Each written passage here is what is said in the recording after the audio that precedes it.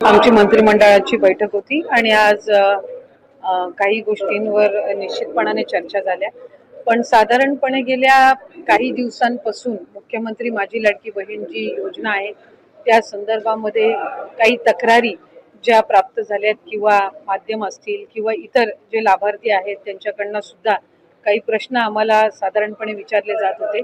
मधल्या ह्या 1.5-2 महिन्याच्या कालावधीमध्ये योजनेमध्ये वेगवेगळ्या आमच्या जिल्हास्तरीय कार्यालय असतील, तालुकास्तरीय कार्यालय असतील, इथलं आयुक्त कार्यालय असेल, इथे काही तक्रारी आम्हाला त्या संदर्भामध्ये प्राप्त झाल्या आणि त्या आधारे आम्ही काही जी पावलं उचलत आहोत त्याची माहिती मी आपल्याला निश्चितपणाने देईन।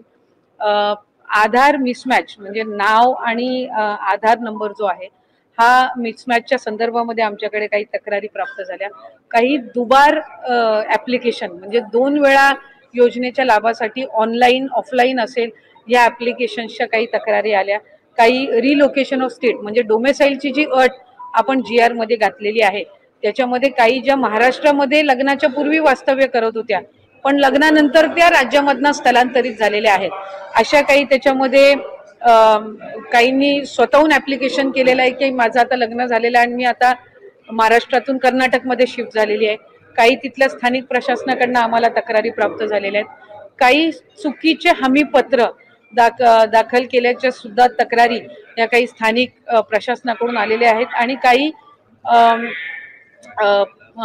सरकारी नोकरीमध्ये लागलेले असल्यामुळे त्यांचा लाभ आता कमी करण्यात यावा अशा पद्धतीच्या काही स्वतःहून त्यांनी ऍप्लिकेशन केलेले आहेत की माझी सरकारी नोकरी लागलेली आहे त्याच्यामुळे आपण हे सरकारी चलन मार्फत ते रिफंड करून घ्यावं। जे आम्ही काही प्रमाणामध्ये काही जिथे कंप्लेंट बेस्ड आहे तिथं सुरुवात केलेली आहे पण काही ठिकाणी आता आमची सरकारी नोकरी लागलेली आहे तर आम्ही या लाभासाठी पात्र नाही म्हणून आमचा लाभ कमी करण्यात यावा किंवा काहींचं प्रमोशन झालेलं आहे त्याच्यामुळे त्यांच्या सॅलरीमध्ये वाढ झालेली आहे, उत्पन्नामध्ये वाढ झालेली आहे अशा काही आलेल्या आहेत। काही 2.5 लाखापेक्षा जास्ती त्यांचं उत्पन्न झालेलं आहे म्हणून काही आलेले आहेत। तर काही विभागाकडून आलेल्या आहेत तक्रारी तर काही स्वतःहून केलेल्या सुद्धा तक्रारी आहेत।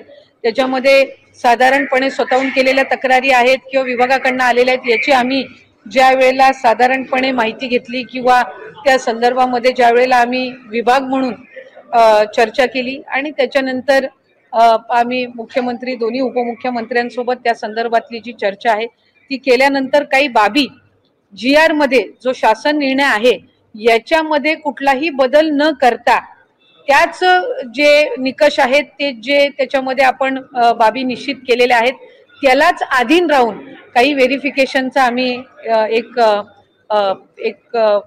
कार्यपद्धत आम्ही केलेली आहे डिसाईड। त्याच्यामध्ये साधारणपणे आपला जो इन्कम टॅक्स आहे म्हणजे आपण 2.5 लाखापेक्षा कमी उत्पन्न असणाऱ्या लाभार्थ्यांना आपण याच्यामध्ये लाभ देत आहोत। तर त्याच्यामध्ये इन्कम टॅक्स डेटा हा रिकन्साईल करणं हा एक त्याच्यामध्ये आम्ही विषय घेतलेला आहे की 2.5 लाखापेक्षा आता आमच्याकडे काही स्वतःहून तक्रारी किंवा विभाग म्हणून तक्रारी आलेल्या आहेत की बाबा आमचं उत्पन्न 2.5 लाखाच्या वर वाढलेलं आहे तर आम्ही ह्या लाभामध्ये आता पात्र होत नाही।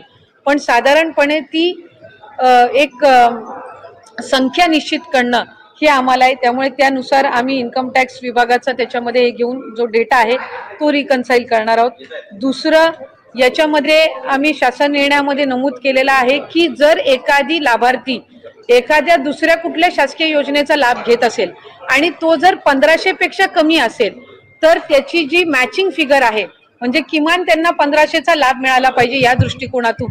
उदाहरणार्थ नमो शेतकरी योजना जी आहे याचा लाभ 1000 रुपयापर्यंत असतो तर या योजनेचा लाभ जे घेणारे आहेत त्यांना वरचं 500 रुपयाचं जे ब्रॅकेट आहे ते आपण शासन निर्णयामध्ये पण नमूद केलेलं आहे की आपण ते वरचे 500 देऊन त्यांचा लाभ आपण 1500 पर्यंत नेणार।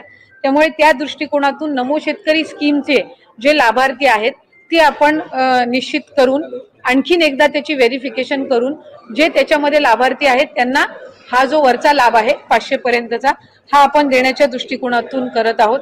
त्याच्यामध्ये इतर ज्या काही योजना आहेत ज्या 1500 पेक्षा कमी लाभ देणारे आहेत आणि आपण त्याला 1500 पर्यंतचा लाभ मॅचिंग करणं आहे तर त्या दृष्टिकोनातून आम्ही एक स्क्रुटिनी एक ड्राईव्ह करत आहोत। ज्यांचे 4 चाकी वाहनं आहेत आणि तरी सुद्धा ते या ठिकाणी लाभ घेत आहेत त्यांचा आपण ट्रान्सपोर्ट विभाग जो आहे परिवहन विभाग जो आहे त्यांच्या मदतीनं आपण तो एक डेटा त्या ठिकाणी क्रॉस व्हेरीफाय करत आहोत. ज्यांचं नावाचं मिसमॅच झालेलं आहे, म्हणजे आधार कार्डवर नाव वेगळं आणि स्पेलिंग आणि त्यांचं बँकचं खातं जे आहे त्याच्यावर त्यांची स्पेलिंग ही वेगळी आहे, ती एक क्रॉस व्हेरिफिकेशन आपण करत आहोत. आणि आम्ही केंद्र सरकारकडे किंवा आपल्या सेंट्रल गव्हर्नमेंट कडून आधारचं एक अप्रुव्हल आपल्याला लागतं KYC साठी, तर ती एक आम्ही त्यांची परवानगी आल्यानंतर ती एक आम्ही सुरुवात करत आहोत. त्यामुळे या 5 बाबींवर आपण साधारणपणे जे आम्हाला कंप्लेंट आलेले आहेत, मग काही कंप्लेंट पालघर मधून आलेले आहेत, काही यवतमाळ मधून आलेले आहेत, काही फलटण साताऱ्यामधून आलेले आहेत, काही वर्ध्यामधून आलेले आहेत, तर या ज्या साधारणपणे कंप्लेंट झालेल्या आहेत त्याच्या आधारे आपण या 5 बाबींवर चौकशी किंवा एक क्रॉस व्हेरिफिकेशन आपण सुरू करत आहोत. याच्यामध्ये कुठेही आपण जो शासन निर्णय मूळ काढला होता याच्या कुठलेही निकष किंवा त्याच्यामध्ये कुठलेही बदल आपण करत नाही आहोत. फक्त जे निकष आम्ही GR मध्ये ठेवलेले होते त्याला अनुसरून ज्या काही तक्रारी आलेल्या आहेत त्या 5 बाबींवर आपण लक्ष केंद्रित करून ही पुढची जी काही व्हेरिफिकेशनची पद्धत आहे ती आपण सुद्धा स्पष्टता दिलेली आहे की आपण साधारणपणे अधिकाधिक गरजू महिलांना हा लाभ मिळण्याच्या दृष्टिकोनातून ही योजना आणलेली आहे. महिला आर्थिकरित्या सक्षम झाल्या पाहिजेत या दृष्टिकोनातून ही आणलेली आहे. त्याच्यामुळे ज्या काही आता ज्या बाबी आम्ही नमूद केल्या या कंप्लेंट बेस्ड आहेत. या संदर्भातल्या कंप्लेंट्स या आम्हाला वेगवेगळ्या जिल्ह्यामधून प्राप्त झालेल्या आहेत. माझ्याकडे आता सुद्धा पालघर मधून आलेली असेल, धुळ्यातून आलेली असेल, डबल ऍप्लिकेशनची वर्ध्यामधून आलेली असेल, काही स्थानिक आमच्या अधिकाऱ्यांकडनं त्यांच्या निदर्शनास आलेले आहेत, काही स्वतःहून केलेले आहेत. म्हणजे एक लाभार्थी जी आहे त्यांनी आम्हाला स्वतःहून ऍप्लिकेशन केलेलं आहे की माझं आता लग्न झालेलं आहे आणि मी महाराष्ट्रातून कर्नाटकमध्ये स्थलांतरित झालेले आहे, त्यामुळे मी आपल्या या योजनेसाठी पात्र होणार नाही.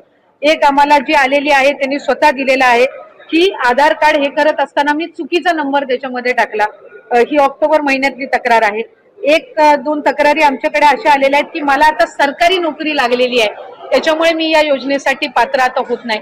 त्यामुळे आपण ज्या काही बाबी करत आहोत या कंप्लेंट बेस्ड आहेत. कुठेही सरसकट स्क्रुटिनी ही आपण करणार नाही आहोत हे मला आपल्या माध्यमातून सर्व माता भगिनींना निश्चितपणाने सांगायचं. ते आम्ही साधारणपणे आज मी आणताना या प्राथमिक स्वरूपात आणलेले आहेत, पण याच्यापैकी डबल ऍप्लिकेशनच्या, स्थलांतरित झालेल्याच्या, उत्पन्नाच्या याच्यामध्ये वाढ झालेल्याच्या साधारणपणे 80-90% तक्रारी त्या पद्धतीच्या आहेत, म्हणजे ज्या आलेल्या आहेत त्यापैकी. आणि त्याचा आम्ही एक जे काही त्या संदर्भातली योग्य तो विचार करून आम्ही या 5 बाबी आणि या 5 बाबी या आपण GR मध्ये नमूद केलेल्या आहेत. कुठेही आपण शासन निर्णयामध्ये बदल करत नाही आहोत. कुठल्याही एका योजनेचा जर आपण लाभ घेत असाल, समजा उदाहरणार्थ संजय गांधी निराधार योजना आहे, त्याचा लाभ 1500चा आहे म्हणून त्या ज्या लाभार्थी आहेत संजय गांधीच्या ह्या आपण लाडक्या बहीणमध्ये घेतलेल्या नाहीयेत. पण नमो शेतकरी जी योजना आहे याचा 1000 रुपयाचा लाभ आहे. आपण GR मध्येच नमूद केलेला आहे की आपण 1500 जो फरक असेल ती फरकाची रक्कम आपण देणार.